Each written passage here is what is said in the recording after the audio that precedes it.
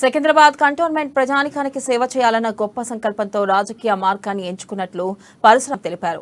రేపు hockey ground లో జరిగే సభకు కేంద్ర మంత్రి కిషన్ రెడ్డితో పాటు పలువురు కీలక నాయకులు హాజరు కానున్నారని, వారి సమక్షంలో పార్టీ సభ్యత్వాన్ని తీసుకోనున్నట్లు వెల్లడించారు.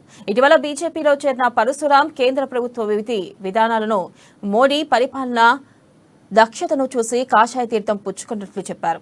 ఇక కంటోన్మెంట్ బోర్డులో 23 సంవత్సరాల పాటు సుదీర్ఘకాలం ప్రజాసేవ చేసినట్లు, కార్మిక నాయకుడిగా, ప్రజా సమస్యలు తెలిసిన వ్యక్తిగా తనకంటూ మంచి గుర్తింపు ఉందని తెలిపారు.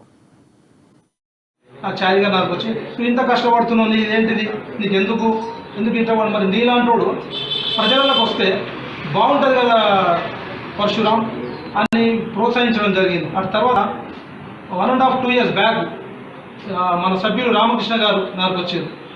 ఆ పరశురామని మనం ఇంత సర్వీస్ చేస్తున్నావు కదా, మీరు కూడా పార్టీలోకి వస్తే బాగుంటుందని వాళ్ళు కూడా చెప్పడం జరిగింది. వీళ్ళే కాక సీనియర్ నాయకులు కూడా పోయిన ఎలక్షన్స్లో కూడా సీనియర్ నాయకులు, బీజేపీలో సీనియర్ నాయకులు ఇంకా అరే మీలాంటి వాళ్ళు సర్వీస్ చేయండి భయ్, ఇంత అంటే పని చేయగలుగుతున్నారు, పని చేయాలని చెప్పి అడగడము అట్లా